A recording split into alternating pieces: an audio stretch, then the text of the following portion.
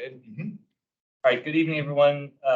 My name is Leo Sarley. I'm with the Planning Commission and Chair of the ZOCO Committee. Welcome to the June 6, 2023 ZOCO Zoning Committee meeting. We will be holding a hybrid public meeting, which no electronic participation is legally authorized by the Code of Virginia for the Planning Commission's electronic meeting policy adopted on July 7, 2022. Members of ZOCO are participating both here and in person and virtually through electronic means. At this time, I'd like to orient everyone to our hybrid environment, cover a few specifics from how tonight's meetings will run.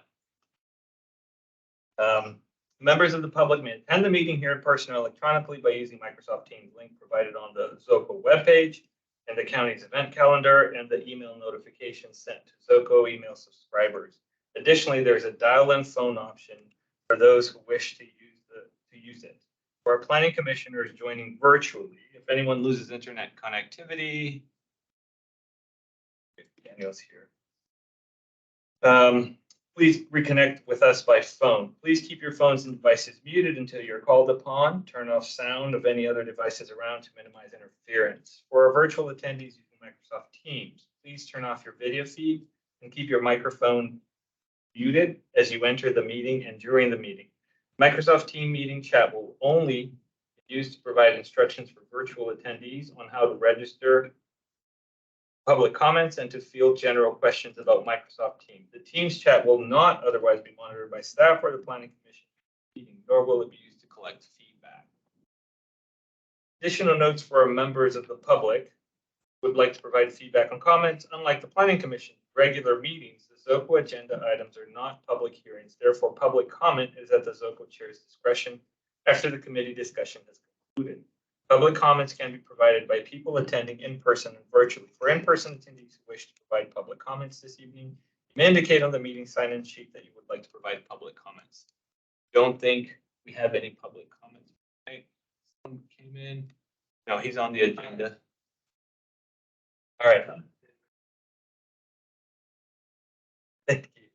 For virtual attendees who wish to provide public comment this evening, you may indicate in the Teams chat that you would like to provide public comment, and your name will be added to the list of speakers.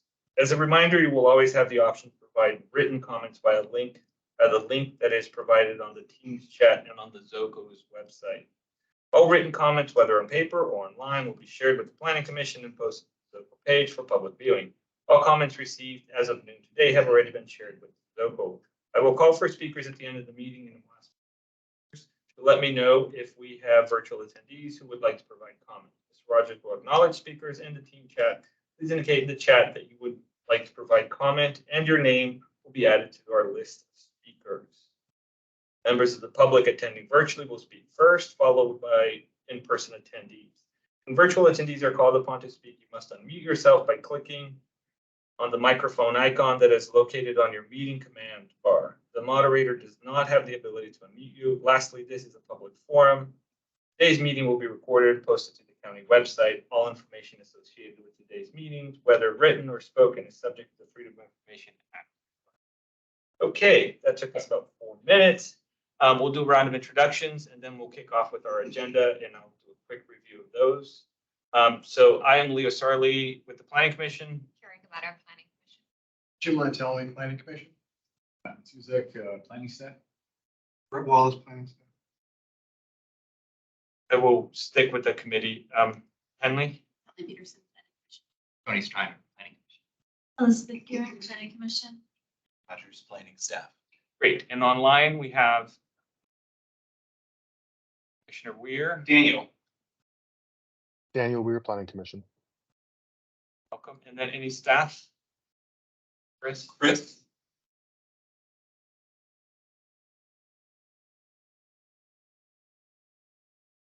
Ryder is also with the planning department.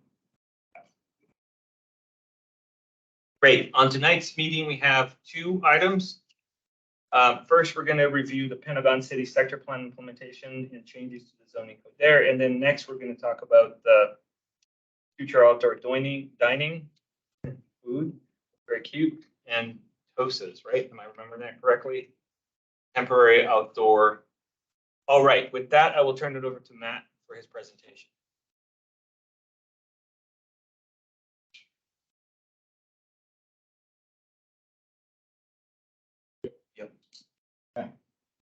So again, good evening, everyone. Those who one of the hats I wear, I guess, planning coordinator. So in addition to monitoring development activity, any kind of planning activities are usually the things that I try to manage and work with staff to finalize. So what we're going to see tonight is the example of that as we kind of assess policy and look through some of the more technical aspects of zoning ordinance to implementing the plans that we have in the broader 2222 zip code. One of the things, as you may have read in the memo, that we started to kind of drill further into and reevaluate, maybe is the right word, are references that were adopted by the board just over a year ago when the Pentagon City Sector Plan was adopted. And that led us to consider a more conservative interpretation, if you will, how that zoning helps us implement vision for Pentagon City. So tonight we have two surgical strikes, if you will, in the RA 615 zoning district that help us clarify any remaining ambiguity, which I think is open to interpretation, that allows us to be on the same page, be very clear about what our expectations are and what's permitted as redevelopment begins to occur, to utilize the new sector. So I have a brief presentation I'll go over. Really just helps visualize the memorandum you already read. Like that. So I'm going to basically cover just 4 key areas, give you a quick background into the policy, what our review involved, and also amendments, which is included in attachment 1 in the back. So with that, if we look at County Board adopted in February 2022, it involved obviously the conclusion of a 18-month planning process that yielded the sector plan, but it also involved a number of amendments to some of our other policy documents. These involve the general land use plan, map, master transportation plan map, and also the zoning ordinance. Here we were basically able to expand note number 4, which previously used to be called the Coordinated Development District, getting the first generation of buildings in Pentagon City, and we are now calling it the Coordinated Redevelopment District. The second generation of buildings begin to be envisioned and ultimately be developed in that part of the county. We've also added a few minor street amendments and some additional patching of the MTP at the same time, but also looked at the zoning ordinance where 2 primary zoning districts that occupy that new district governed by the sector plan could realize the vision in that sector plan, but without rezoning.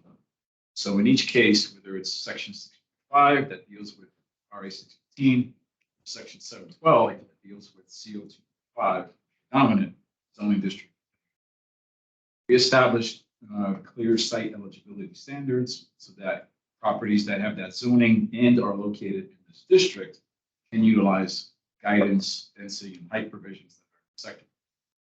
In addition to that, to help complement that, we've also looked at section 9.6, where we have those special planning areas, created a brand new one for the Pentagon City Coordinated District, Planning District, to make sure that some of that guidance, the purpose, the intent, some of the criteria of the county board consideration could be included there. Very much like we did with other districts. So with that in place, one of the things that we started to focus in on recently are building heights, specifically as they relate to elder care uses, and also the general provisions for ground floor uses, what's permitted. We started to see that there's a slight discrepancy between the way those categories are explained in the RA 615 zoning district and how they were actually intended to be implemented in the Pentagon City sector. So what I'll try to do is kind of start in each case, give you a sense of what the sector plan includes, and then what the RA 615 zoning district has. And I think once you see that distinction and comparison, it will become clear what we need to target. So starting with the heights, and again, focusing on the western part of the district that is zoned RA 615, everything else is CO2.5. So in this case, we actually have a number of different height provisions intended to kind of step the density in heights as we get towards the residential neighbors located to the west and south of the district. So kind of working our way up from the south, if you will, you can see the color-coded regions there that essentially start at 3, 4, even 5 stories, build up to 8, ultimately build up to 10 to 12. Then ultimately, as we're southern half of the site, can reach the same heights as the current building heights that you see there, which currently are 17 stories. Northern half, particularly the northeast portion, that area, buildings can reach up to 250 feet as we get towards Army Navy Drive and Joy Street. So these are the provisions that are in the Pentagon City Sector Plan that would apply to any future development. When we compare that to the RA 615 zoning district, again, governing the same area, you can see the provisions on the left that are in the Pentagon City Sector Plan, but on the right, there's a very specific provision that deals with elder care use, restricts heights to 70 feet. That's an inconsistency we wanted to clarify and make sure that folks that were interpreting this or considering future proposals are not confused about which one of those. Now, similarly, when we look at land uses, particularly uses that are permitted in the ground floor, future buildings, that same western portion of the district, which you can see here on the future retail plan, does envision some supportive ground floor uses that kind of mirror what's happening across Pentagon Row, West Coast as it's built now. We wanted to have some red and gold use categories helping us with various different uses ground floor. But primarily the rest of that area is envisioned to be residential. But because that's the case, when we compare that to the RA 615 zoning district, which references you to the use table 6.1, where all the RA zoning districts are listed, you can see in that far right column there, there's a lot of empty boxes which indicate that some uses that you typically see in mixed-use buildings are actually. So this is another distinction we wanted to clarify, that if you're located in Pentagon City, it's actually not as restrictive. It wants you to use the same options that the Pentagon City Sector Plan allows. And that is really something that represents the county board's most recent guidance in terms of how redevelopment should occur.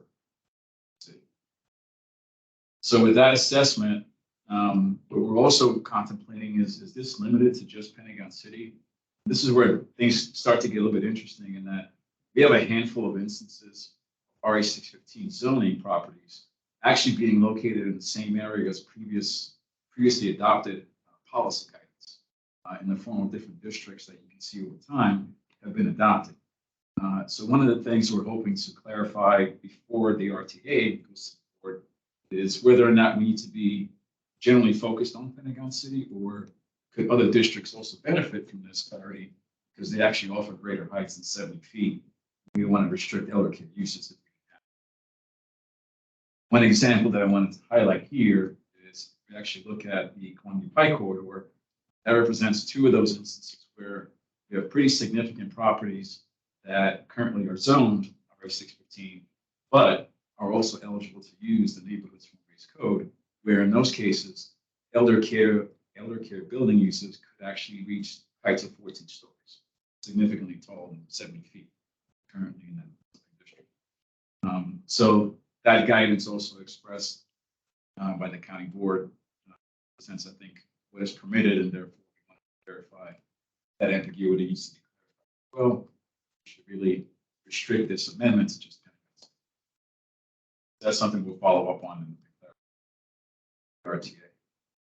In terms of the actual amendment, really has 2 key categories. On the left is section 65, telling RA 615 standards. Here we wanted to really just focus on uses, make sure that the future retail map found in the sector plan can also be utilized for determining appropriate uses, again, just for properties that are in Pentagon City. And then similarly, the district use standards, 70-foot height restriction is located. We wanted to make sure that there was an exception made for properties in Pentagon City, which could follow the density and height provisions in that sector. And then just to kind of complement that on the other end, When we look at that special planning area, section 9.6, we wanted to make sure that as the board considers appropriate site plans, it makes that determination not just on height and density, but also on the appropriate land use mix. So we wanted to kind of elaborate and be more explicit in that regard.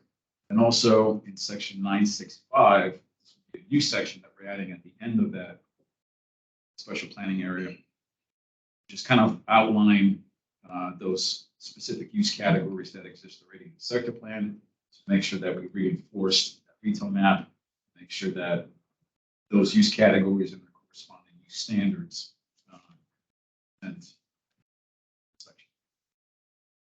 So changes that we have here, we are currently anticipating bringing to the Crystal and Pentagon Cities Review Council, which is scheduled to meet later this month. We're also going to advertise this in July and likely come back after the summer.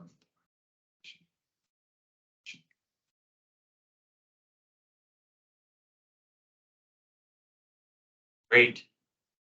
Thank you, Mr. Matusik. So we'll bring the conversation to the committee. Anybody have any clarifying questions or need anything from Mr. Yeah. Matusik? Um, Mr. Tell me. Question.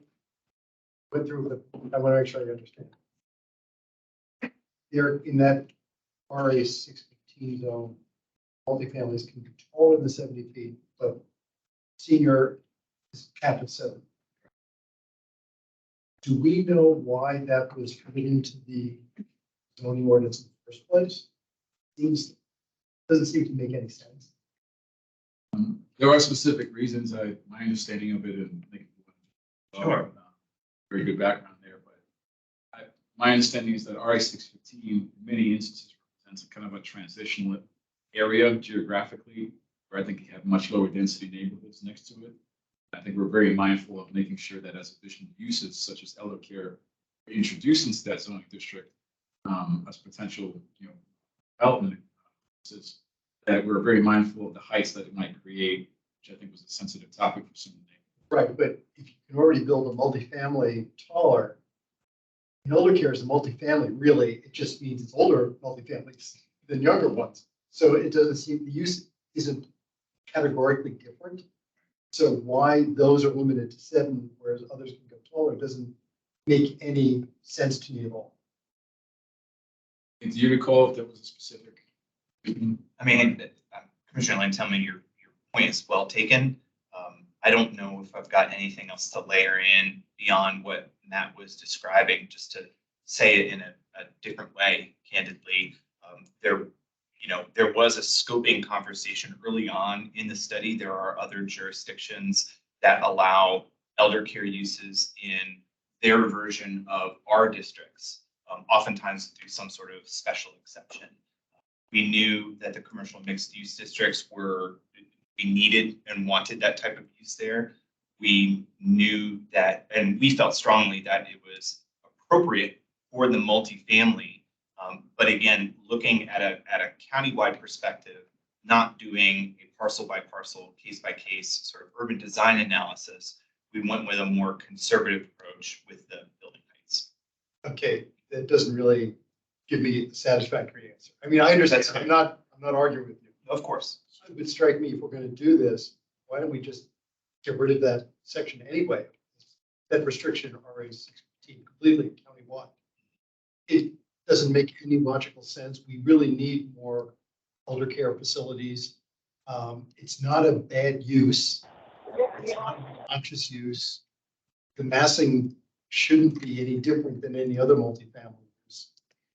I'd say, why don't we just go ahead and since we have the opportunity to do this, countywide, just pull it out of zoning ordinance.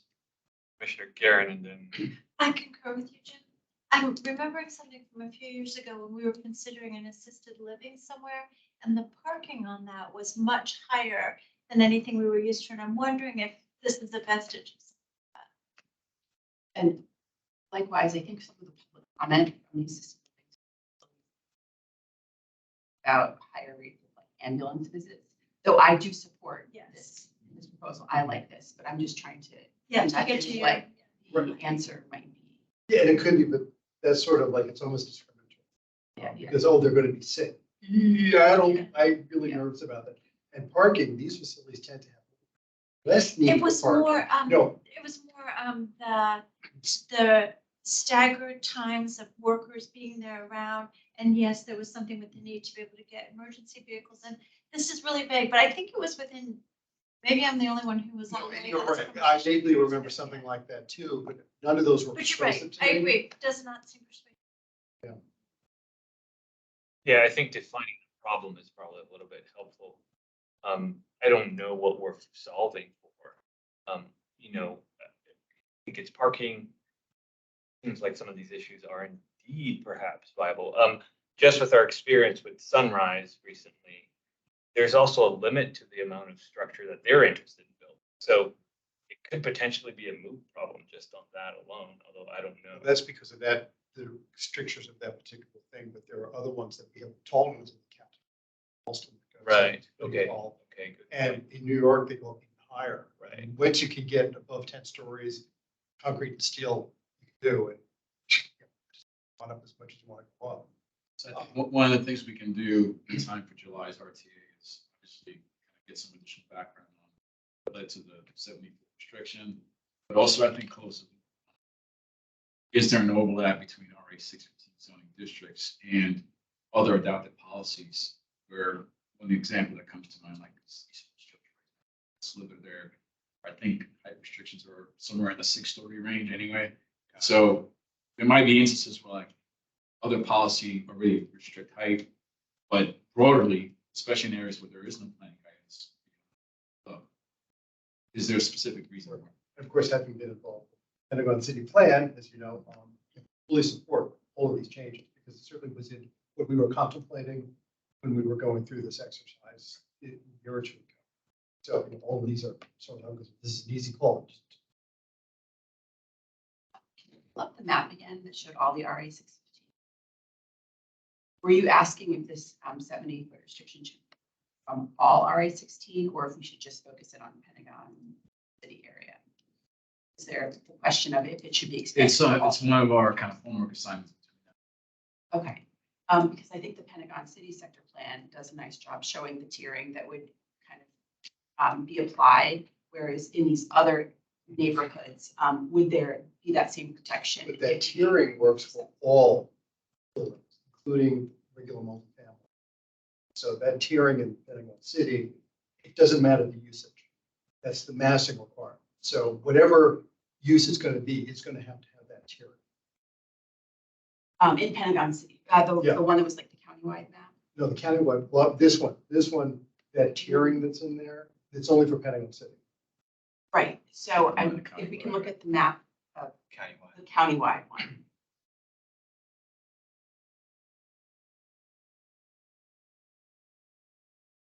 So in Pentagon City, we have the tiered protections because of the Pentagon City Sector Plan. Over here, if we were gonna expand a lot, remove the 70-foot, limitation, that's Columbia Pike. So if it was maybe over here, would they have the same tiering protections from a secondary plan? Or if we remove that 70-foot restriction, are they gonna build a 100-foot elderly care facility right next to us? That they can build 100. Oh, regular. Yeah, okay, yeah. And that's a the great, distinction. Because all those other zones, especially ones that are not in a planned area, you can already build a multifamily. It goes all the way. so it's just, It's calling out a specific use. if we're unsuccessful in describing what's being mitigated by that restriction.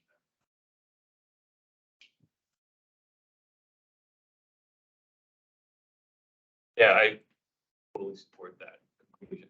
That's, I think, where we're at. What is it that we're solving with this? Again, I didn't participate on the Pentagon ESP quite. Probably should have. But I think we'd love to hear the reason behind this highlighting of this particular use. Would it have something to do with emergency evacuations?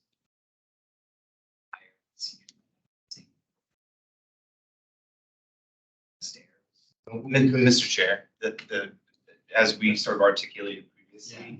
The building height cap functionally that's in the zoning ordinance is simply a product of form and wanting to be, at the time in 2019, as sensitive as possible to the variety of different occurrences where multifamily zoning would be adjacent to lower density, oftentimes R district zoning. So just kind of bringing things back to the center. I'm hearing, and if Commissioner Lantelmi speaks broadly from a consensus perspective, I think that the commission is telling staff that those sorts of small c conservative perspectives that made their way into the zoning ordinance are worth a reconsideration. Commissioner Lantelmi's eyes got really big when I said that. So, yes. This is something in my time in the commission, more and more I want us to be looking at why is the zoning, what was the reason behind it when it was done in the first place? Sure. And whenever we have the opportunity to take a look at it, especially if the opportunity to do it, because zoning changes not happening all the time. So if we have an opportunity to do it, let's really do it. Show us really think it through. Take that, seize those opportunities. Just as we're doing with the with the retail ones where we're loosening up the standards. Yes. We should do it for every. Yeah, I think the analysis that will come back is going to split this into, again, like as I was mentioning, areas where we have overlap with other policies, and areas where I think we're simply just relying on the plan and the underlying zoning district for guidance and density and growth. The reason I say that is because in instances where I was actually highlighting here, all those other districts already exist. That simply presents as what I call this overlay district, right? It could be just a second option as a property advantage of. Therefore, you are no longer following RA 615. You're following whatever the special district allows. It looks like And therefore, not even having a conversation about 70.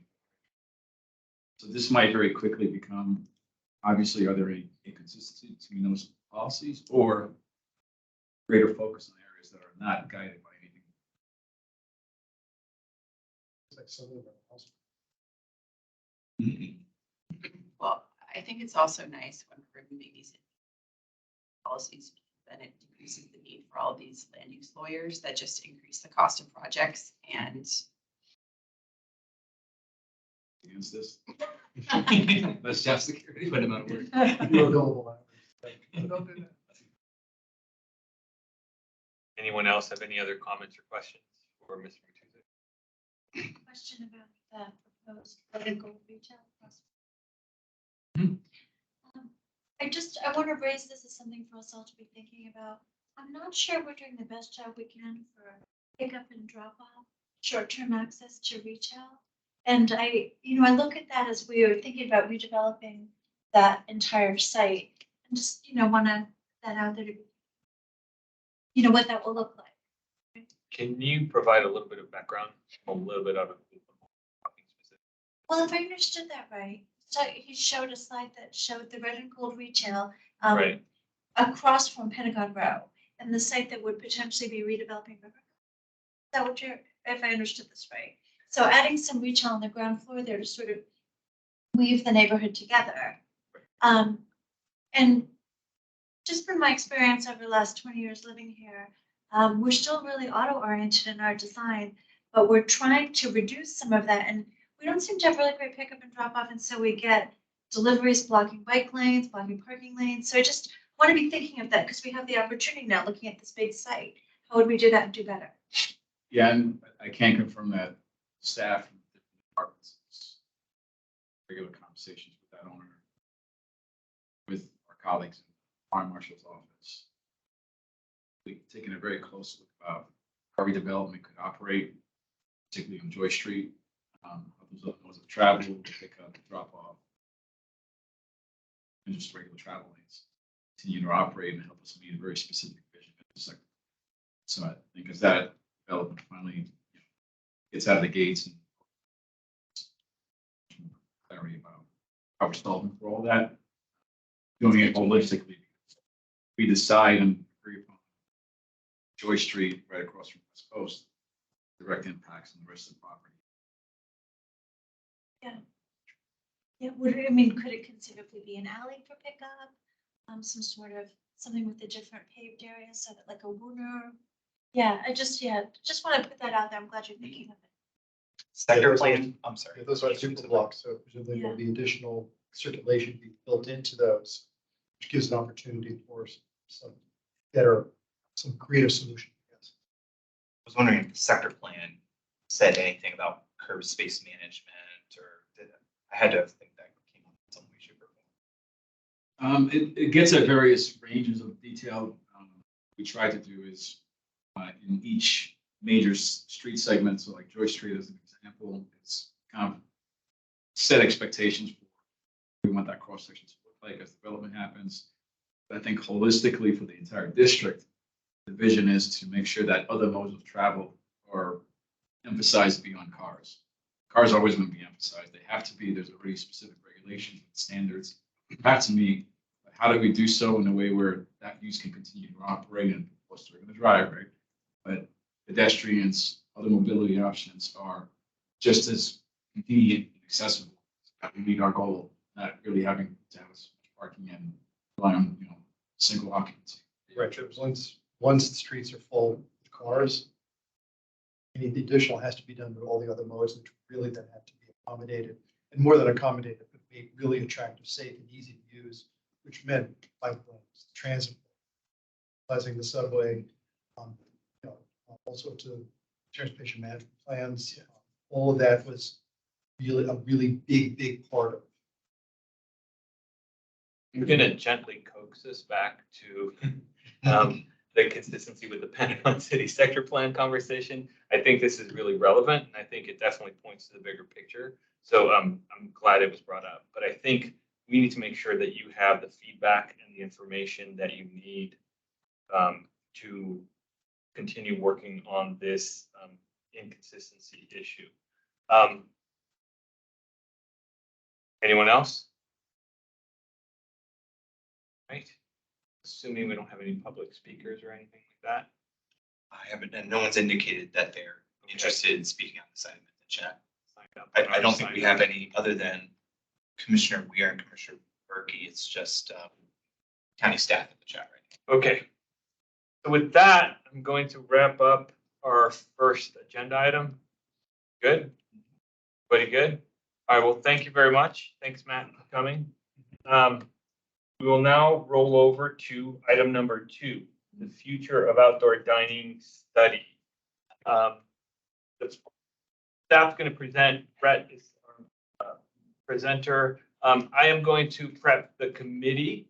I have a neighbor, Mr. Ethan, I forget your last name. Kearns. Mr. Kearns is going to do a short presentation showing us sort of an instance of TOSA and sort of some lessons that we can learn as we continue the conversation on this.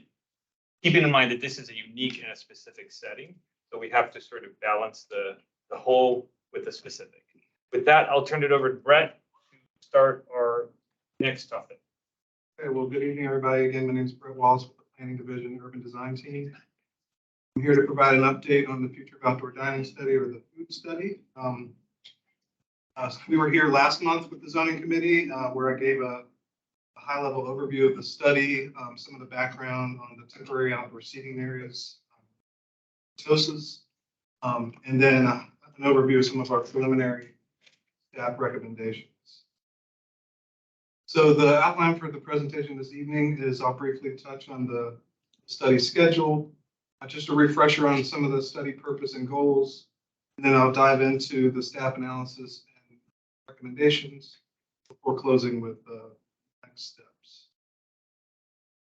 So for those that are not familiar, the staff launched the study in the fall of 22. We started with phase 1 of the study where we were really doing a lot of information gathering. We were reviewing the existing TOSAs. Again, TOSAs are temporary outdoor seating areas. I'm going to use that acronym a lot this evening. We were reviewing the TOSAs that were installed over the pandemic. We also looked at other benchmark communities, kind of looking at best practices in other cities and jurisdictions. We had some community engagement. Last fall, we had some online feedback form, received over 2,000 responses. We We hosted a couple of virtual roundtable events where we got a lot of feedback.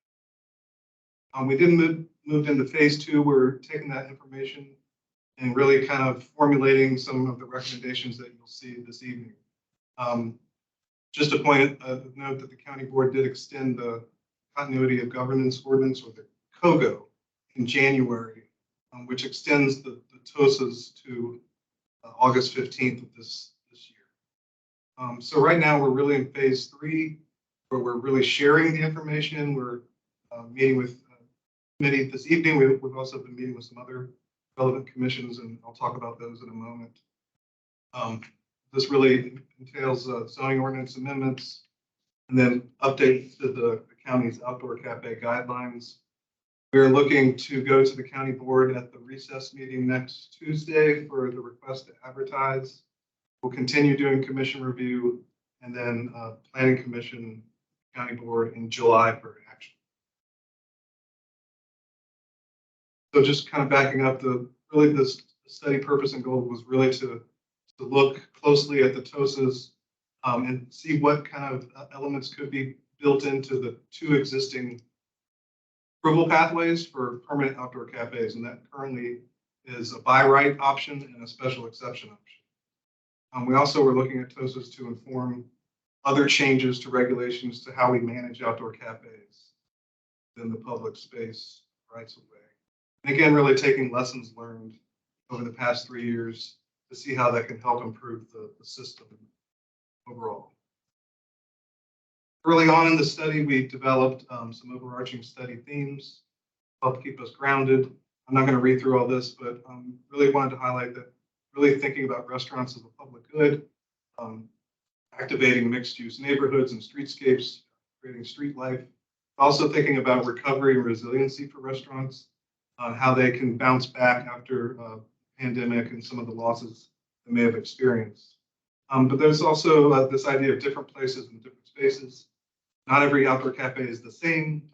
They all have to be looked at on a case-by-case basis. It's not a one-size-fits-all when it comes to outdoor cafes. So looking at the recommended framework this evening, we have 3 main ingredients. And yes, there are a lot of puns with this study. The 3 main ingredients for this framework include, number 1 is the encroachment ordinance and the outdoor cafe license. This is a new chapter of the county code that's another initiative that's being led by our real estate office.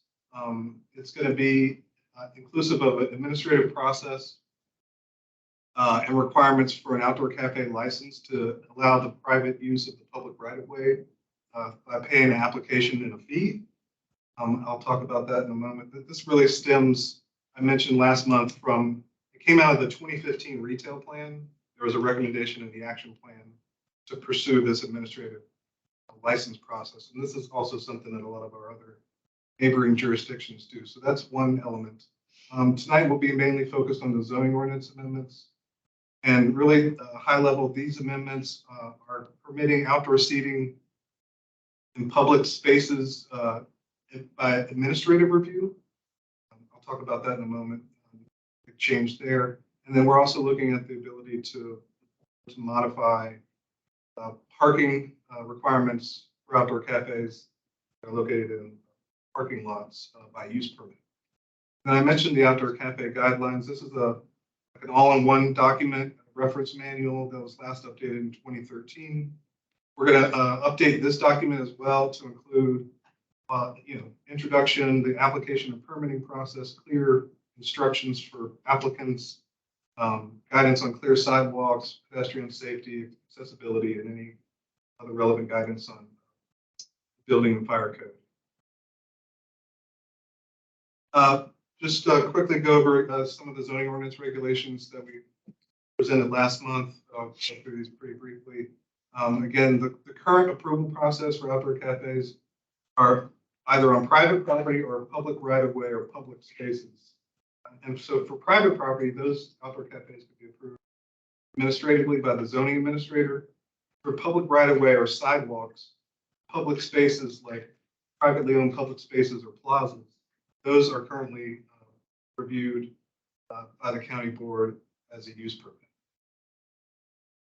Looking at the zoning ordinance regulations, just providing a definition for what an outdoor cafe is. I'm sure most are familiar with what a cafe is. Do want to note that the outdoor cafes are an accessory use to the main restaurant on the property. We do have different use standards in the zoning ordinance, for both private property and public rights of way, and those are noted here, including for private property, for example, fixtures cannot be permanently affixed to the ground. The cafe cannot be enclosed, or else it would count towards a gross square footage area. There are restrictions on sound, audio, visual entertainment. And then the outdoor cafe should have fewer seats than the indoor portion of the restaurant. Those last two bullets, those provisions can be modified by the county board by use permit today and pre-pandemic. And for the public right of way I mentioned earlier, the use standards requires that those be submitted as a use permit that's approved by the county. Just further information on private property and parking and specifically. Currently, outdoor cafes on private property can again be approved by right by the zoning administrator. The parking ratio for restaurants has not changed since 1960. That's one parking space for every 6 seats inside the restaurant. I wanted to note that there is no parking requirement for outdoor seating. It's only for the indoor seating. Also, restaurants are exempted from parking if they're within 1,000 feet of metro. This can be also modified by the county. And the zoning mandates that the parking spaces only be available to cars, and nothing else. So just for the parking of vehicles. So I've broken it down into 3 groups here. So I'll start first with the outdoor cafes on the public property. And so what we have on this slide is the 3 columns. We have the use permitted on the left in the blue first 2 columns. There's the by right administrative review process, and then there's the county board use permit. And then the existing standards again in the blue column. So I mentioned the private property that's not encumbered by a public easement could be approved administratively. Just moving over to the right, to the green column, is what we're currently recommending as a proposed would be to continue that so that private property would still be able to be approved by right administratively. But what we're looking to recommend to change is including the public sidewalks within the rights of way that could also be approved administratively. And that would include utility and street easements. It would exclude the travel way or any kind of on-street parking within the public right of way. And then moving down to the bottom left, the county board use permit. I noted earlier that existing today requires that public right of way, public easement areas, or privately owned public spaces or POPs would require a use permit. Again, that's moving up to the administrative pathway as currently recommended. But we are looking to carry over the privately owned public spaces to be approved by use permit by the county board. And I'll talk more about that. Right. Before we go, I just want to punctuate for the zoning committee. This is your, I think as we were kind of preparing for tonight's meeting, we felt that this slide was sort of like your Cliffs Notes version, your dashboard. And so we end up wanting to return to slide 12 to kind of encapsulate the high level. I think Brett's really condensed and summarized the very high level staff recommendation, the results of the food study in those 3 buckets. And as you'll see, we're going to start, I believe, Brett, with number 3 and kind of work our way up with some of the rationale and some of the analysis behind those considerations. I'll get out of your way. No, thanks. So starting with the privately owned public spaces, for those who are not familiar, we typically refer to these as POPs. The public spaces master plan that was adopted in 2019 has a definition for these type of spaces, which is noted here. These POPs are typically dedicated or recorded with the deed of public access easement by site plan condition. Throughout the county, we have approximately 75 POPs, totaling approximately 800,000 square feet or roughly 18 acres which certainly contributes to the public space network. We also developed it for the PSMP design guidelines for POPs as well that would be referred to by staff in the review of any kind of alteration to any existing POPs. And just noting the public spaces vision, is it really a network of public accessible spaces in addition to the publicly owned parks? These privately owned public spaces also contribute well to the some additional guidance from the PSMP with regard to outdoor dining in privately owned public spaces and parks, that they encourage outdoor dining in certain contexts, but that they be identified early in the process. It's not an afterthought or retrofitted into an existing plaza or park design. Really should be thought of early on in the design. And then looking at these as mostly temporary events in some of the park spaces. I just wanted to provide a couple of visual examples of outdoor cafes that have been approved in public access easement areas or POPs. These were approved by the county board by use permit. And I believe we only have a very small number of these. Is that accurate? Yeah, we have, including the TOSAs that are out there today, about 2 to 3 of these exist today. It's something we discourage, but we do understand that outdoor cafe and dining does help activate public spaces. And if it's done appropriately, you know, the two can work together very well. So that's why we wanted to continue to use the use permit approval pathway to maintain our ability to review these on a case-by-case basis. So our recommendations that you'll see noted in the memo, we are recommending including a new definition to Article 18 for public space privately owned. That's on line 197 in the memo for reference. And the reason why we're doing this is to really distinguish the POPs from the other public easement areas like the sidewalks. And again, we would be recommending that outdoor cafes and POPs be approved by use permit, which is again something that current practice today. The use permit would be required for outdoor cafes and POPs as currently proposed, and we've outlined when the county board finds that the outdoor cafe or the POPs was not provided as a community benefit, part of a site plan project, does not obstruct or deter public access, pathways, or public access to points of interest or other landmark or maybe public art features, and that the cafe be a minor feature occupying a limited amount of space in the POPs. I also would note that the outdoor cafes and POPs would also be required to get an outdoor cafe license. So this slide just kind of summarizes the changes that are for you this evening to the use standards in the zoning ordinance for the public property or the sidewalk areas.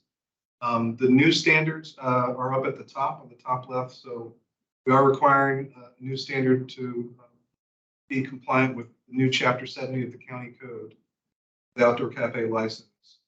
We are requiring a 6-foot straight, unobstructed pedestrian clear zone on the sidewalk, and the location to be immediately in front of the restaurant.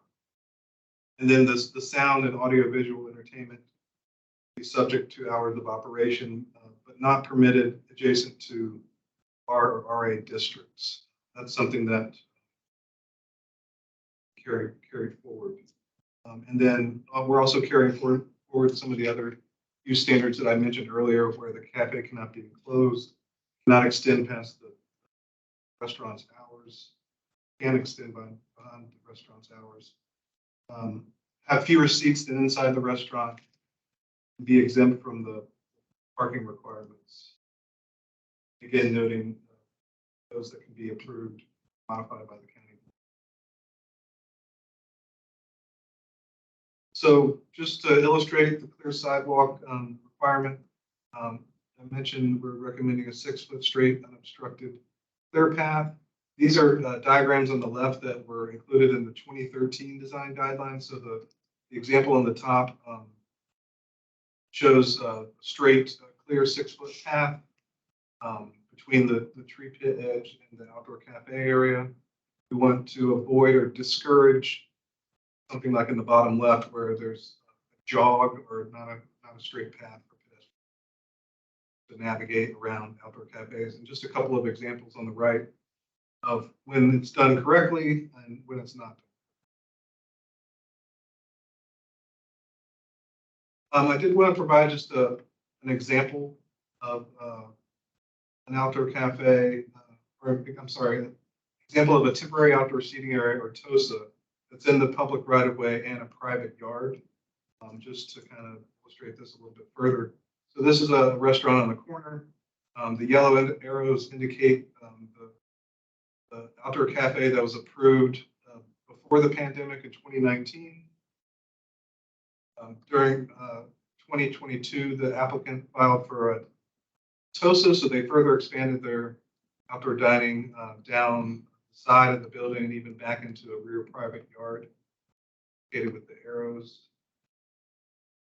These are just a couple of images. One on the left looking down the sidewalk, one on the right looking into the private space where they set out some tables and chairs. So this is a plan view on the left. So the blue area depicts the area that was approved for the pandemic in 2019. This was approved as a use permit in the blue. And then the pink is showing the expanded outdoor seating under the TOSA program. So in 2016, there was a certificate of occupancy, the CO, for 28 seats. And again, that's in the blue area. And then in 2021, they had a TOSA that was approved for 88 seats, the pink area.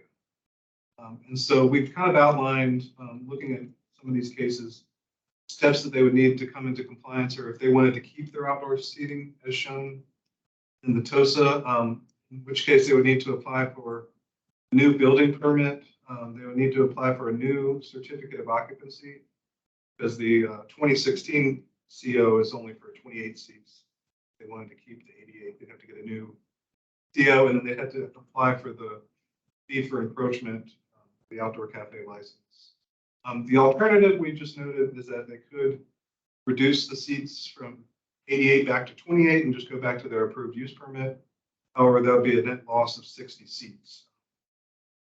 And then they could apply just for the fee for the encroachment. We would like to work with applicants to bring them into compliance. I wanted to outline a couple of options for this particular case. Now I'll just move on to private property. Again, this is, again, I believe, a good summary and Cliff Notes version for the private property as well. We've got the existing process on the left and the proposed on the right. I've indicated with the green on the top where we're currently recommending changes.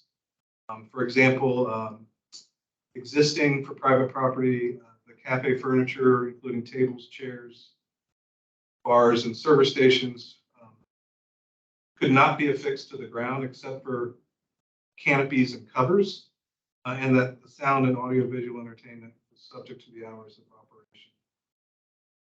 We're currently proposing that the cafe furniture, including the tables and chairs, can be affixed to the ground, and that our recommendation for the sound and audiovisual is not to permit those when adjacent to the RA districts. And of course, one recommendation that was not pre-existing is the recommendation to permit outdoor cafes located on parking spaces that are not required to meet the zoning. So I'm going to skip through some of the other ones in blue, but some of these we're just carrying forward from. Thank you, Brent. I was just going to urge you to push it a little bit faster if you don't mind. Sure. Hours can extend. That's previous. Excuse me? Cafe hours can extend beyond restaurant hours. That's accurate. The last line. That's meant to be a can't, that's a typo. Okay, thanks. Oh, Yeah, I'm a little worried. The conversation is with the commission and staff. No worries.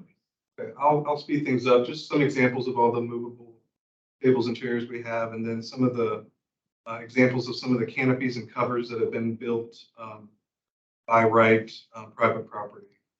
So some of these cases were installed as TOSAs may need to come in for building permits, likely would. And then I'll just quickly go through the zoning text amendments. We're recommending changes to Articles 7 and 8, the use tables to permit outdoor cafes, recommended approval process, also to allow them on required parking spaces. For Article 12, the outdoor cafe, we're recommending changes that I've noted on previous slides here, but this kind of summarizes some of the requirements of those three typologies. And then for Article 14, parking, we are recommending provision to permit required parking spaces to be used for outdoor cafe. We'll have one other case study. This is another example, restaurant using parking spaces for outdoor dining. Plan view on the left, they were using 5 parking spaces. This is private property. They did not have a previous outdoor cafe, so this was approved as a TOSA in 2020. 40 seats on 5 parking spaces, and so we've just outlined the two options they could consider moving forward. If they're located on zoning required parking spaces, they would need to apply for a use permit, meet the use standards. However, if they were required on parking spaces that were in excess of the required parking, then they could be permitted to do that. They meet the zoning use standards. So last slide, schedule and next steps. We're doing a commission review. We met with the zoning committee last month, Transportation Commission. Info a few weeks ago, met with pedestrian advisory committee last night. Here this evening, we've got a number of other meetings coming up. Here at the county board, request to advertise. We go into Park and Recreation Commission in June as well, and back to Transportation Commission action before going to Planning Commission. County. That's all I had. I just have my contact info and just a link to the study website. Just have time to check it out, or always feel free to contact me with anything. Thank you. Thank you, Mr. Wallace. We're going to deviate a little bit from the typical, and I'm going to ask Mr. Kearns to give us a 5-minute presentation on a specific instance that to add information to our conversation. Mr. Kearns, thank you for sharing those slides. I'm happy to coordinate. I'll try to read your mind, and if not, just say next slide. Yeah. I'll just just a quick thanks for for allowing me to attend tonight and speaking. Appreciate all of the thought that's gone into this process and all of your time on this commission. I think it's valuable for the community, so I appreciate being here. I felt for Leo's comment that my specific use case was valuable for you all to hear. When I talked to Brett and talked to county members, there was very few people that had my circumstance. And as we look forward as a community to try to balance these two things, I think it's important to hear my family story so you all can think about that in context. And Leo's point, this is just focused on an abutting. So when Brett was saying like R or RA abutting across an alleyway, that's what my scenario is. So this is my case study. That's my family. Just a little bit of character setting for you all. We've lived in Arlington since 2006. We started on affordable housing in Lion Village. Son on the left is Santi. He just turned 10. Augustine's on the right, and that's Ingrid. We're multicultural, multilingual. We speak Spanish in the home, English on the street. Ingrid teaches at Gunston in the immersion program. I work at the International Rescue Committee. We're also engaged in the community, just as you all are, on school committees, soccer, Cub Scouts, local church, etc. Next slide. This is our home. We're on a dead-end street in a historical townhouse community. And next slide. This is our scenario with the TOSA. And so that's the view from the TOSA, my 2 sons' bedrooms, and then my bedroom. Next slide. This is a view from our home to the TOSA. And so I was judging this room. I think this is about the distance from my bedroom to the TOSA. So just to give you perspective on how far we are from this. So next slide. A quick summary of our experience. So we've had a restaurant next to us for as long as I've lived there. But we've had none of these problems. And so when you bring outdoor seating area in, just like you bring anything, these problems come into play. And so we had outdoor music and we had TVs during the pandemic. I chose not to file a complaint because for Brett's guide, the framework, making sure the restaurants survived and we all lived together as a community. So we had music starting at 8:30 in the morning, running to the end of the evening shift, even when the patio was vacant. We had people yelling profanity during sports events when my kids were outside. We had mic'd trivia nights. And let me tell you, that was fun. We knew a lot of answers by the end of that. We had dumping, urination when there was capacity, lots of people there. People wouldn't want to wait for the bathroom. They would pee on the neighbors, pee on our property, open containers off the premises, and obviously capacity exceeded. So in summary, some of these things you hear all the time: light, sound, privacy loss, and some of the regulations. So I really applaud Brett's team and everything that you just saw. I think it's really thorough effort. I'm in that net. My family's in that 12% negative. I think it's really important to see there's going to be more use cases like this if we move forward with permanence in some of these areas. I think it's the precedent-setting moment. So really want to think about how we can shift some of our policies to protect people in my situation, my family's situation.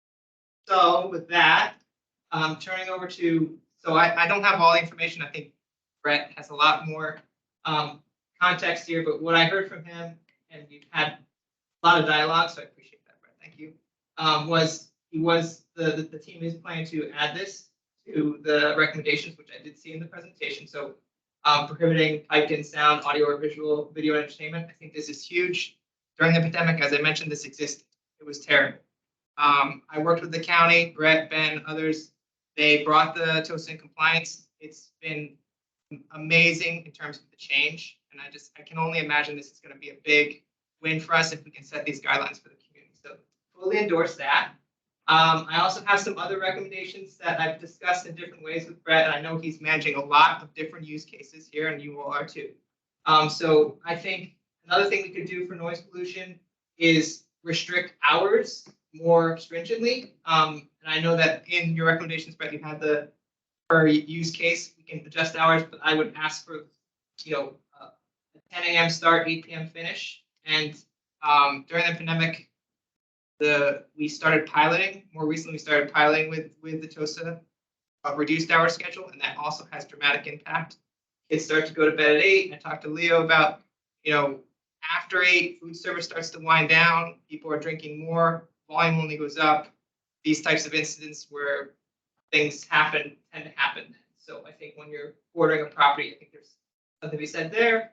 I also think, and this is an area where I'm getting outside of my expertise, we should think about capacity and fixture. I don't know how in Arlington we set standards for the total capacity of indoor and outdoor against the fixtures and restrooms, but definitely during the pandemic, it was exceeded. And I know the general rule is no more people outside than inside, but when both are in use, it doesn't matter any of the other rules we put in place. If there are more people there, it's just going to create problems for residents.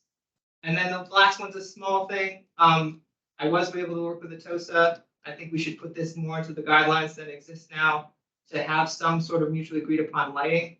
There is still some lighting that directly shines into our home, and I think it could be something that we could put to make sure that residents and restaurants work together. That's it. Great. Thank you, Mr. Carnes, for your presentation and for attending tonight's meeting. All right, so the conversation now is with the committee. Any clarifying questions for Mr. Wallace, or do we want to start anywhere before we sort of dive in?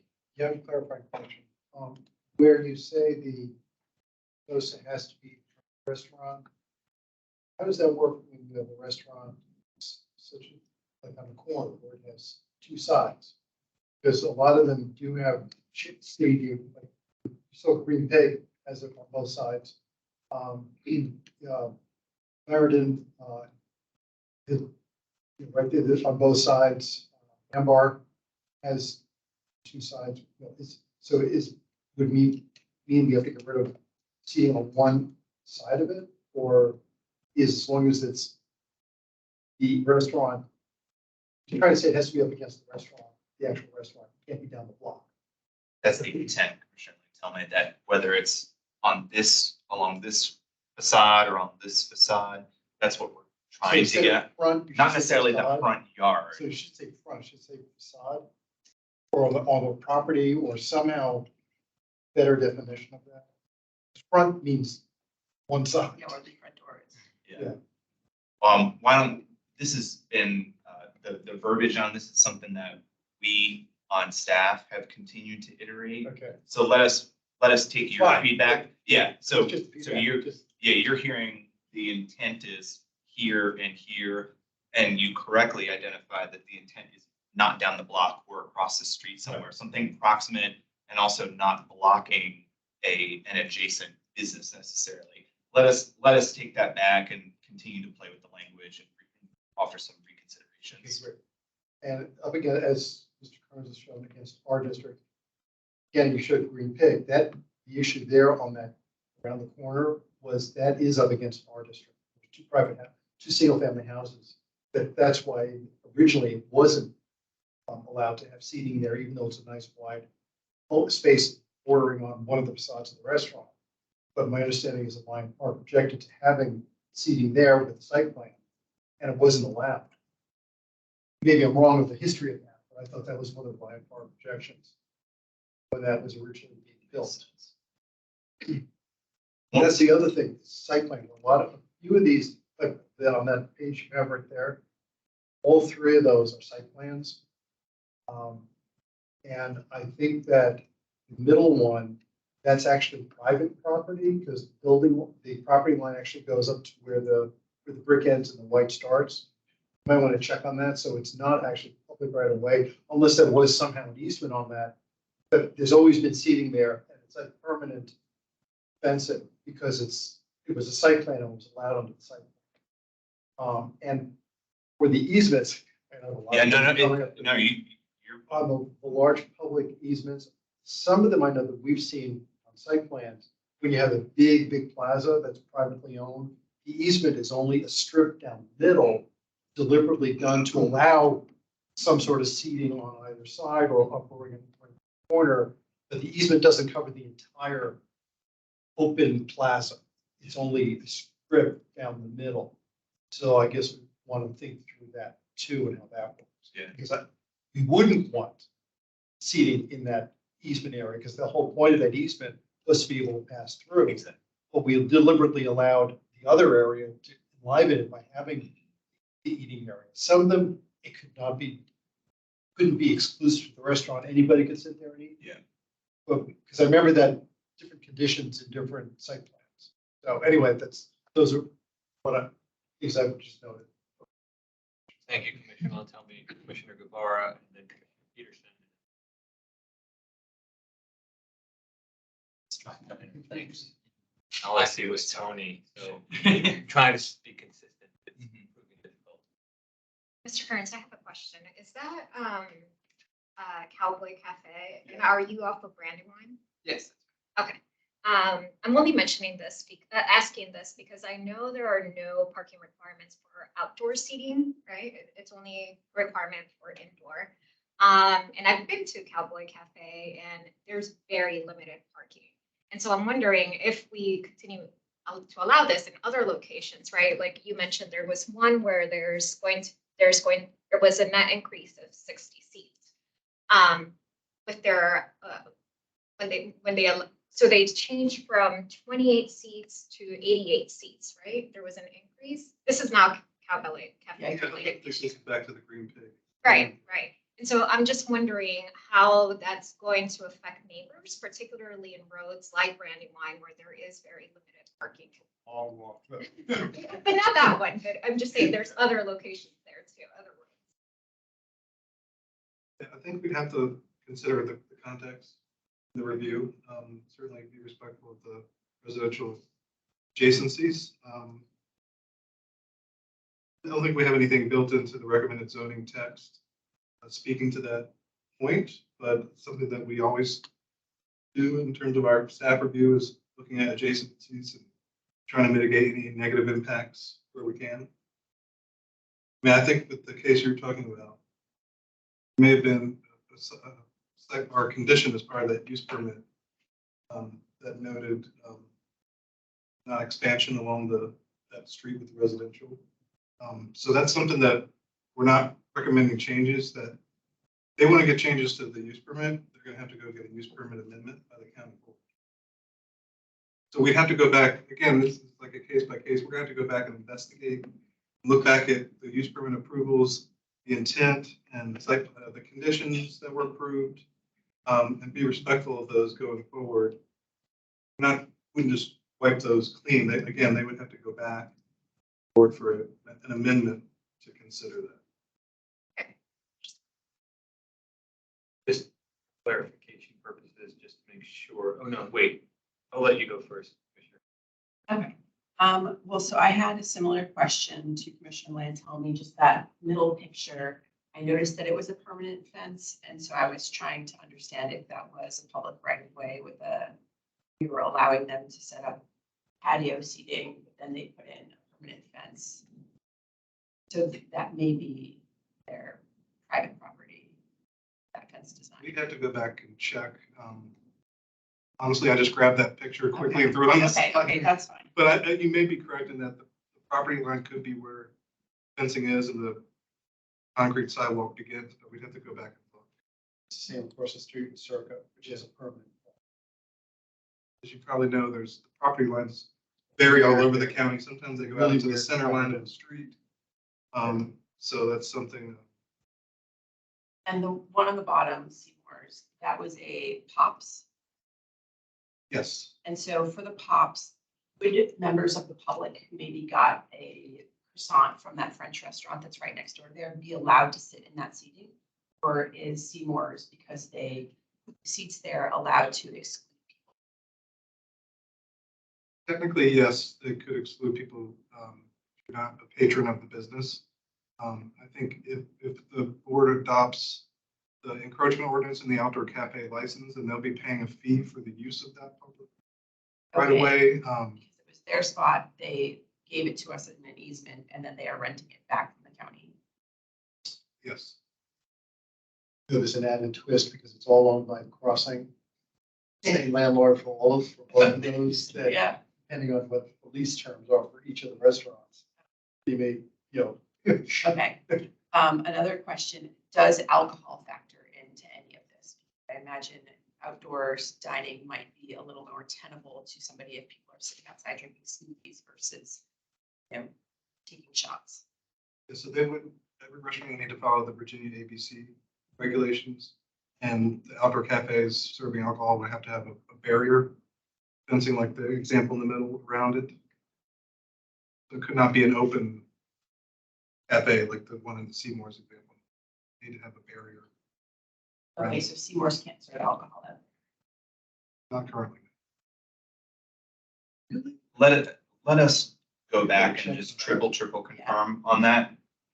Okay. Candidly, I did some investigation and I went to Seymour's for lunch this past week. And, Mr. Chair, I saw a gentleman, order his third old fashioned during lunch. And I was just like, living his best life. So. Okay. And then my final clarifying question is just about enforcement capacity and in situations Burns mentioned, or since a lot of the pictures that I showed that had the big X, that's not allowed, are from my neighborhood. And I walk through those areas and I see, these seem like violations. Wondering when the civic association are talking about violations of what capacity do you have to get things righted? Yeah, the maximum occupancy load for both the interior and exterior for the outdoor seating is determined by the Inspection Services Division, ISD. So the final count is typically done through the application for the certificate of occupancy. And so they would be looking at that review. And of course, there's the provision in the ordinance that permits additional outdoor seating above what's allowed indoor, but that would have to be approved by a use permit. Okay, but for like the sidewalk width issues. Oh, okay, I'm sorry. So the sidewalk width that we're recommending is the 6 foot minimum. And unless it's approved as a wider sidewalk on the site plan, in which case applicants would need to go back to the county board to get a site plan amendment if they wanted to say reduce their sidewalk from width from 8 foot to 6 foot, they would have to get that amended. Because a lot of the site plans have conditions with different sidewalk widths for different frontages. So I guess we have a situation that our civic association is talking about right now, where there's a bar that has pretty much closed off the majority of the sidewalk, and there's just a little walkway now, and they've been trying to figure out how to report this. And so Nick helped me, thank you very much, figure out the right way for them to get the sidewalk reopened, and I guess there's. So, you know, I guess, what kind of capacity do you have if all of these exits that we saw in the presentation are still existing like that? How would, is it possible to get them all fixed within months after this policy, this new policy is? There's always the complaint-driven way of enforcement, but one improvement that we're seeing with our recommendations is that through this outdoor cafe license that we'd be requiring, that they would also have to get an inspection. They would also have to get an inspection for their certificate of occupancy. That doesn't mean that once the inspector leaves that things change, but we're looking at hopefully doing periodic reviews and inspections of outdoor cafes. And then when the outdoor cafe license is up for its annual renewal, that's also another checkpoint to kind of ensure that the cafe is still in the same configuration and that hasn't, there's no cafe creep. Yeah, yes, creep is the issue. And then we just also consider, you know, there's been 20 complaints on this particular business for cafe creep. And does that factor into possibly extending the outdoors patio for a year? And that's on the real estate bureau's side with that license. Again, the sanctity of the public right of way is what you're getting. Commissioner Strider? Oh, did you want to go? No, you go. Okay, awesome. So first of all, I want to emphasize that we got an inspection. You're very easy. The federal walkway. Ball. And so second, I wanted to sort of clarify scenario. I'm gonna do that. The fees are currently being determined at the moment. We presented next week when for us to advertise as options. We are looking to meet with the county board on those fees. There would be fees that were adopted as part of the budget cycle fee schedule, which could be really revisited. Which ones would they So for the public rights of way on sidewalks or in the public, privately owned public spaces. So two and three. Yeah, I think that. Okay, and then that would just be a scenario where outdoor cafes are extending into public spaces and they are paying to occupy that public space. Okay.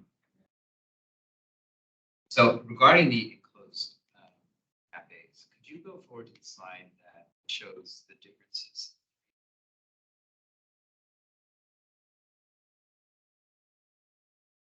A little further ahead, it lists the differences. Code and that one. Yeah, Okay. that one.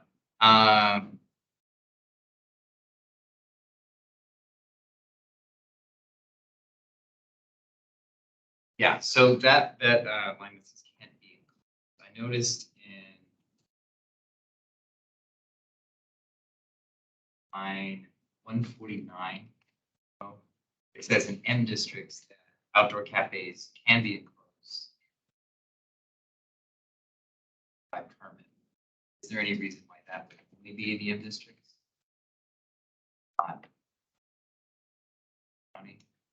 Commissioner Steiner, my understanding is that this provision in lines 149 to 152 was subject of a specified text amendment. Allow us to kind of go back and look into that some and provide, if we can, some of that background for the forthcoming Right. staff report. I feel like this allowance for enclosure, which has in the zoning ordinance has a specific definition. I think there's a specific story behind that. So let us look at that. And is there any reason why here in Arlington?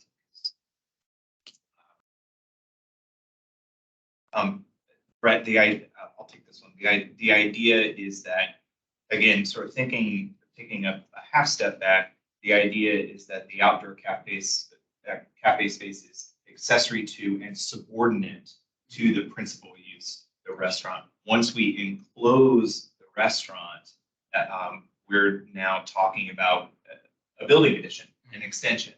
And the idea is that this goes back 40 years. Sure. That this is something that's accessory to the restaurant. Now, if there's an opportunity for an expansion or an addition, there are other zoning ordinance amendments that kick in. You can imagine that in an outdoor seating area that can be allowed within setback areas. Right now, except in certain exclusionary instances, we prohibit structures within setbacks to allow for that clear zone to occur. So if we're enclosing an outdoor cafe within a setback, we're now arguably creating another exclusion potentially. Yeah, because that is the downside. Yeah. But my thoughts on that were, if you could include it, number one, it's very crowded. Sure. I used to live in Florida. I didn't have this problem. But obviously it gets cold here. Keep that outdoor space. Okay. And then second, I think that might help. I'm not sure, but that might help sounds, lights, that sort of thing. So it might sort of close off some of the impacts that it has. Those are just big facts. Yeah, I think by permit. It's like that. Given specific intent. Those are just my 2 cents. Thank you.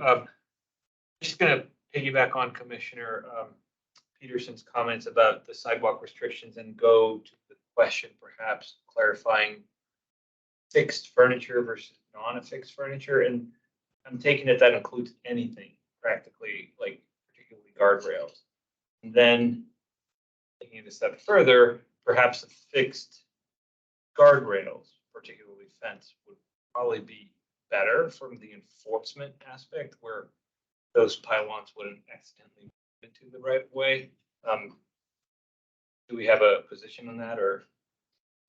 Brett, this is an area where the forthcoming chapter 70 of the county code, that encroachment ordinance, where the operator would need to get the license, kind of sets the table for us. And this is something that we can also clarify. I know we have a lot of homework to do to layer in some additional information for your understanding, but the encroachment ordinance by and large prohibits permanent fixtures to the sidewalk, the public right of way, the public realm. I believe there are some, I don't have the exact verbiage, and you and I have both looked at it, that there is some sort of nominal permission for the restaurateur to affix, I believe, that the boundary, the enclosure, and then there are also follow-on requirements for the restaurateur to restore the sidewalk, to fill in those holes. We can give you that information so you're understanding what is allowed. But again, that's going to be a condition of the license that the restaurateur must adhere to. Cool. Yeah, Commissioner, I seem to recall something like that. They could screw it, there's a hole in the side, they can screw it in, but then when time of year ends, it has to come out again. Right, and it's capped. Flat. So that's been for years. But I mean, sort of going back, when I was president of my civic association, one of the biggest things we had to deal with the restaurants in the area was noise And we always work really closely with the county and with the applicants to say, no noise. They could not have any outdoor music. They couldn't have any outdoor loudspeakers. And we even went to the point that when they had the type of thing like the garage door type things that were nice, whether they could open it up, they had to really cut back on the music that could be heard outside. Because we had restaurants that were either backed up against houses or across the street from apartment buildings. And the apartment building people could hear everything. So the noise would just be echoing up and down. So the deal was no amplified sound outside, period. It's just a total prohibition. All the live music had to be indoors. And any recorded music had to be indoors. So that was a non-negotiable. We also had for a long time a sort of this mini council that was set up between county staff, CPHD staff, police department, and the neighborhood representatives and the restaurateurs to raise issues like cases or something like that. Leg, Something like Clarendon this. Live Entertainment Group. Maybe that's what it was. I Yeah, remember it's still sitting in on functioning and those. meeting and in operation.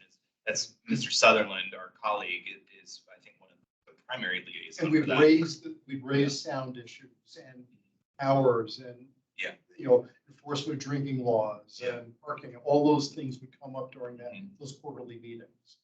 And if restaurants just weren't doing good, for them to say, it's been like this is a third meeting, you still haven't dealt with it. So, those type of things are good, they could be done in other areas too.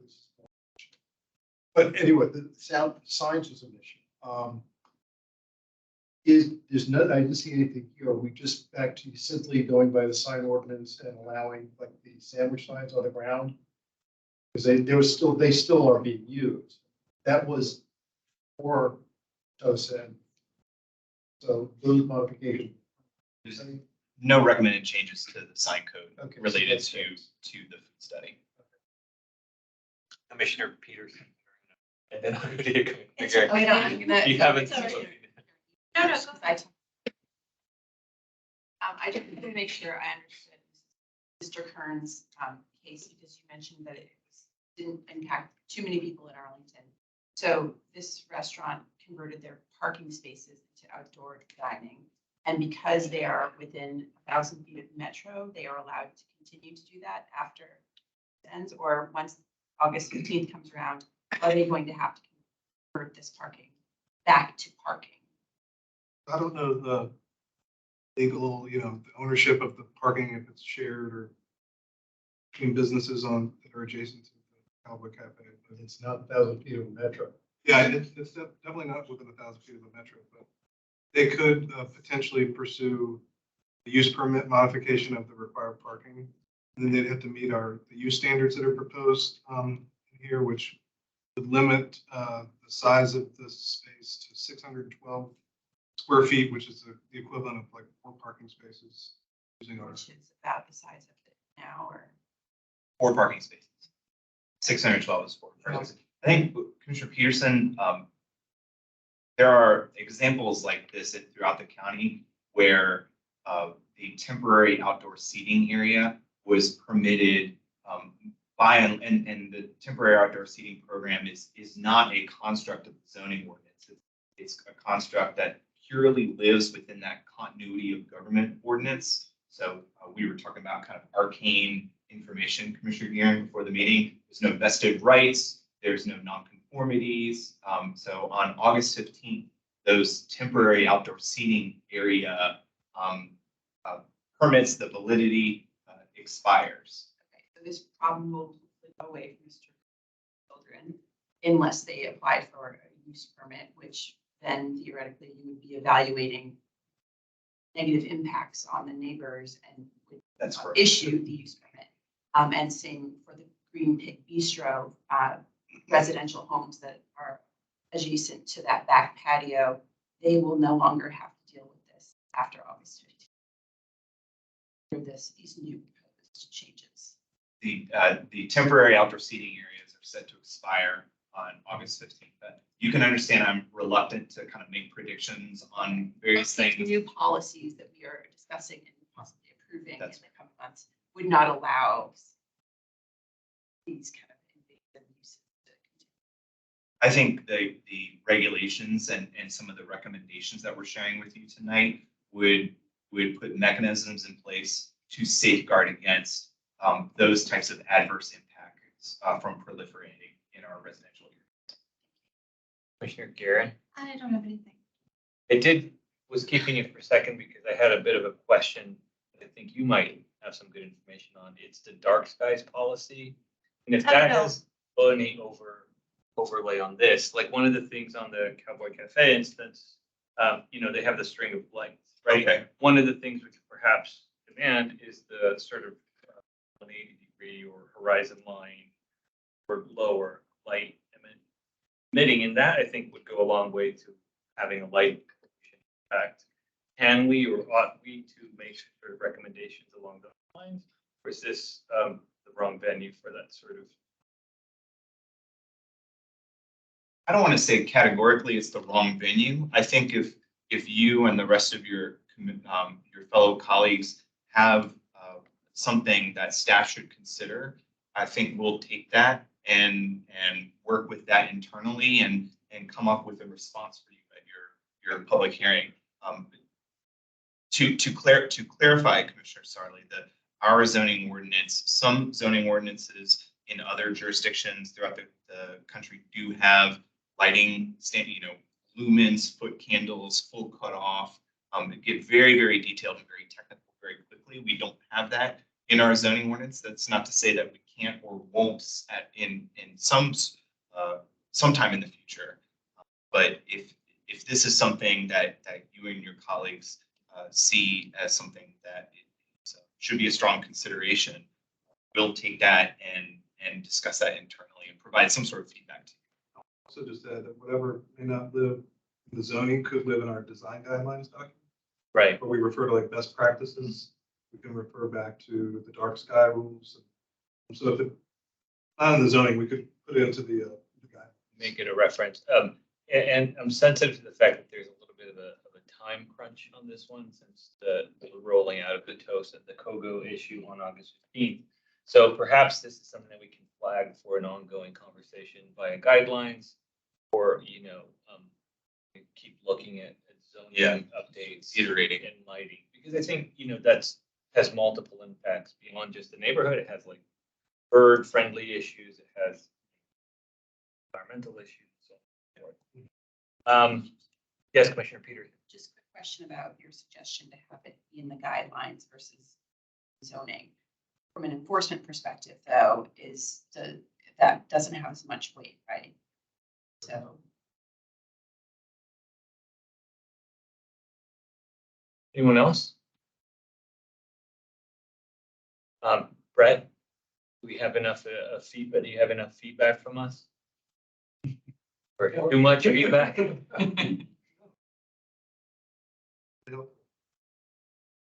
Well, I think the commission is understanding sort of the intent and the protectiveness that staff sees in our adopted policies for those the POPs.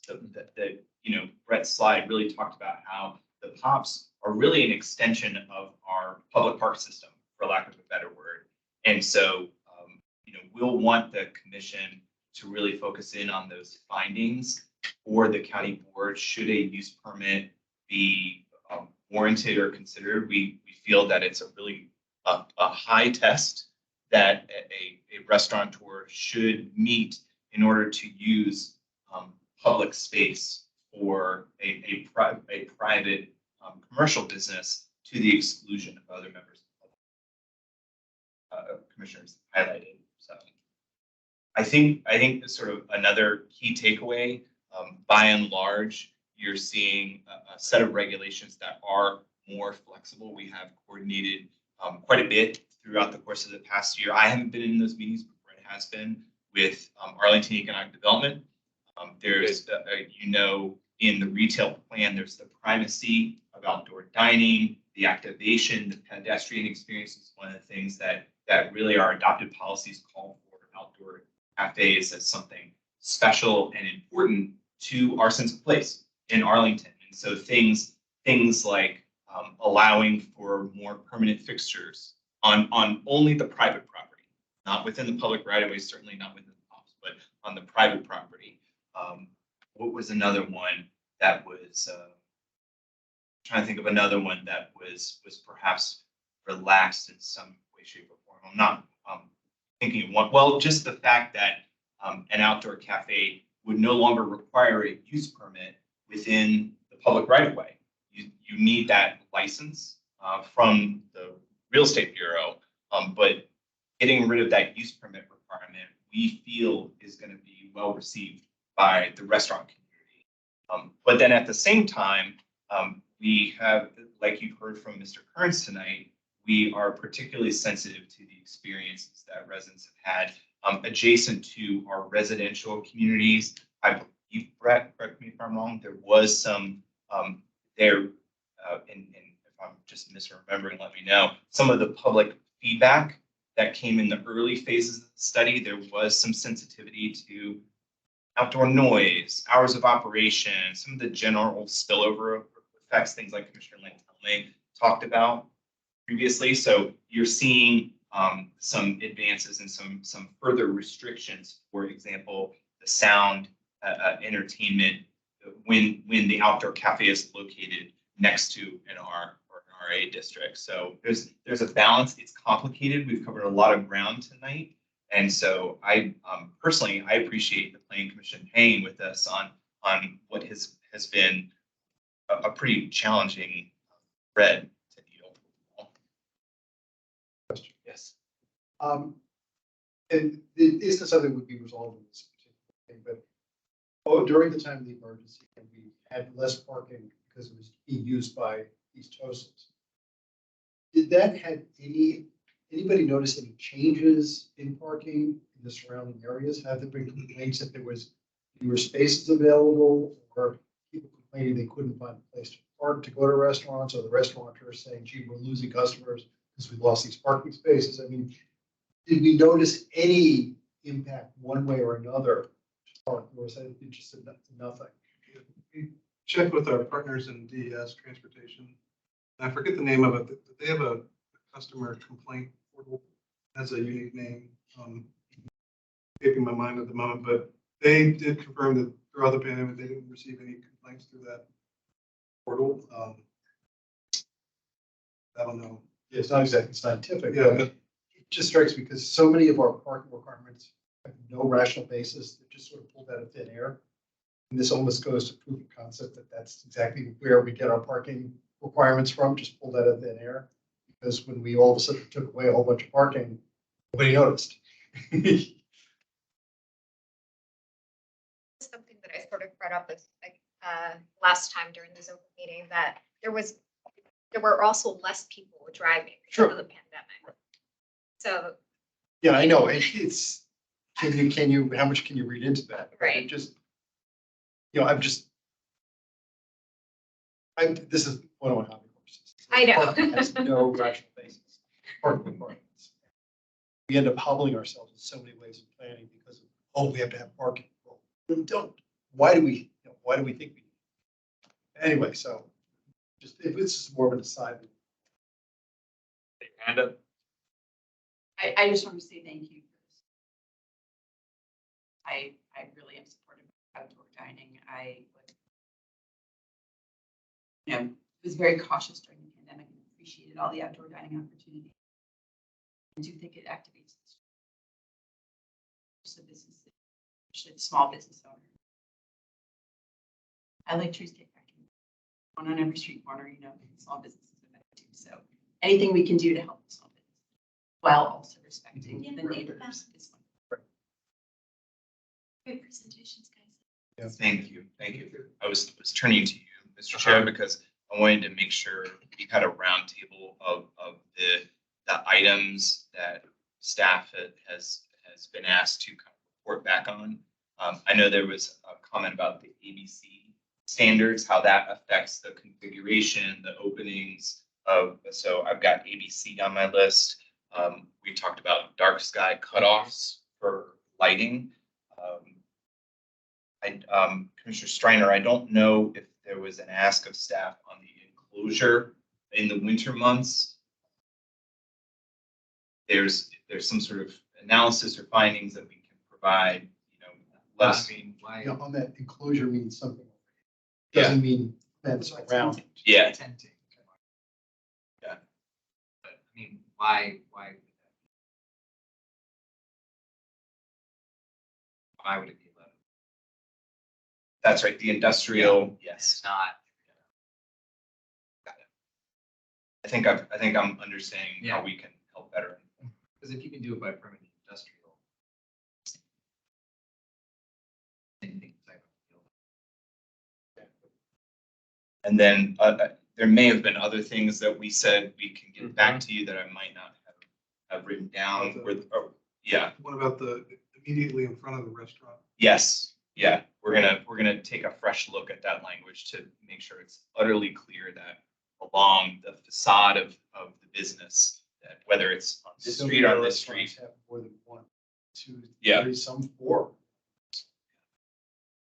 I might have a little bit of an ask on, that the next time you bring this to the planning commission, can give us a little bit of sort of expectation management on enforcement and or citizen complaint venues, and to, what we can do to help both of those situations so that people that are frustrated with something have a place where we can hear clearly and substantively what's going on, and also what we can do after that to enforce, notwithstanding what you call it, the clag. The clag. The clag. Yeah, that's unique to Clarendon. Right. Yeah. We can sort of then expand that to other county. Anyone else have any closing statements or anything they want to say? Anyone online? Commissioner Berkey and Commissioner Weir. Silence. I very much enjoyed the No discussion. comments. Thank you for chairing. Yeah. Thank you both. Thanks for attending. With that, I think, You do have some other members of the public who are attending here in person. It is at the end of the meeting, so. yeah, do we have any public speakers? I don't know that we asked that already. Thank you. Thank you, Ned. With that, thanks staff. Thank you all for coming on a weeknight, and we will see you at our next meeting. Thank you for signing.